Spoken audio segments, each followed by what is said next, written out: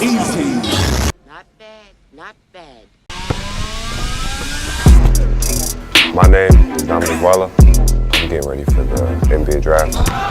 I'll see you in San Antonio. Yo, it's your boy Dctree, and this is Dctree-Nation, the channel from YouTube that covers hoops and heroes. And today we're talking hoops, talking about San Antonio Spurs, y'all. And I'm a little late on this, but a couple of days ago, San Antonio Spurs worked out Dominic Barlow. Yes, Dominic Barlow. And I have absolutely no idea who that is, right? So I had to jump on my research game. I had to jump and make a video because what I found was pretty interesting, man. This young fella may be the hidden gem the San Antonio Spurs are waiting for.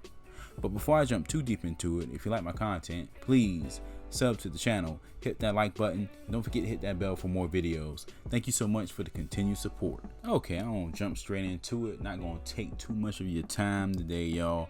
But you know the San Antonio Spurs have had the reputation of finding hidden gems late in the NBA draft. Very late in the NBA draft. More notably, you know, Tony Parker, late first round, Manu Ginobili, second round, which is bananas, and several other players they picked up in the draft. Okay, now lately they haven't necessarily had the same success as far as like legendary players. You get what I'm saying?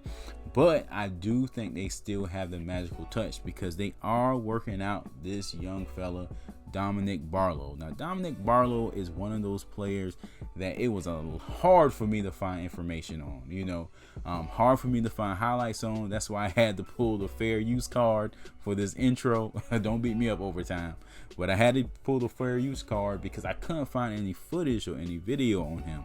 And that's because he didn't go to a prep school. He essentially came straight out of high school and he started playing for Overtime, you know, that new league that's backed by Carmelo and Durant and several other rich people, you know, that are trying to give young men, you know, that buffer between high school and the NBA. And I think, you know, it's hard to gauge how NBA ready he is, especially with, you know, a league that's that new. I think it's like the first season. But at the same time, I'm intrigued by the fact that he did do pretty well in this league with a lot of the top tier talent getting paid $100,000 a year to hoop and ball. You get what I'm saying?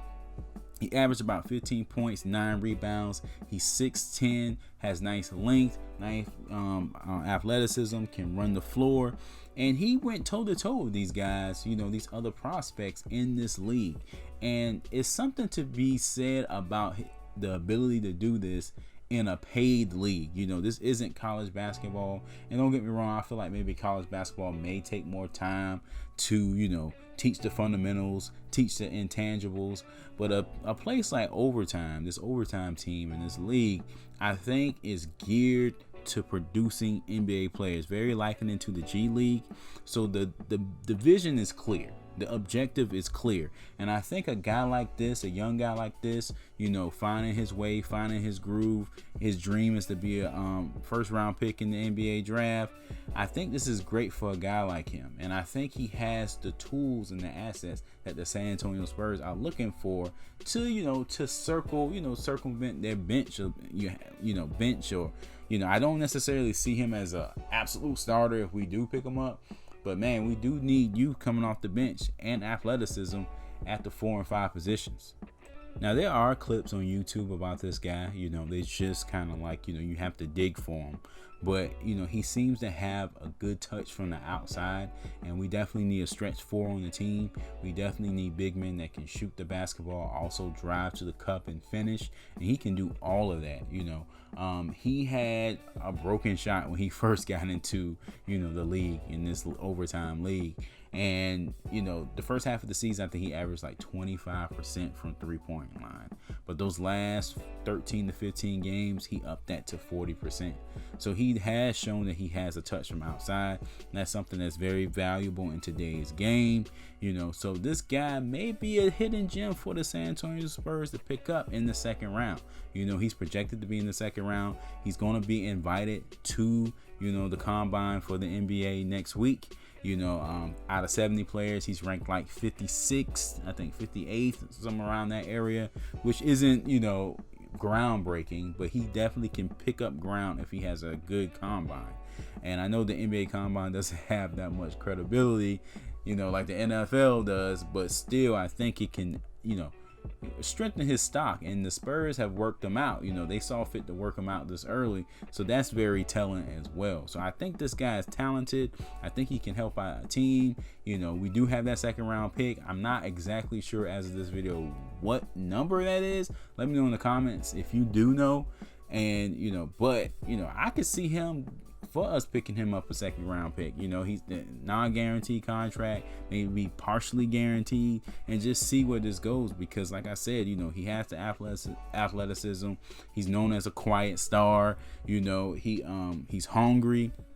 He can shoot. And man, Greg Popovich and Chip England may get a hold of this guy and really, turn him into something serviceable for our team. Alright guys, that's it for this one. Just a short one today. Just wanted to, up the prospect videos. Not a whole bunch of Spurs news these days, but hey, we can look to the future. I'm excited for the draft. Let me know in the comment section if you want me to do a video on any other players. I am taking requests. Alright guys, I'll check you out in the comments. Peace.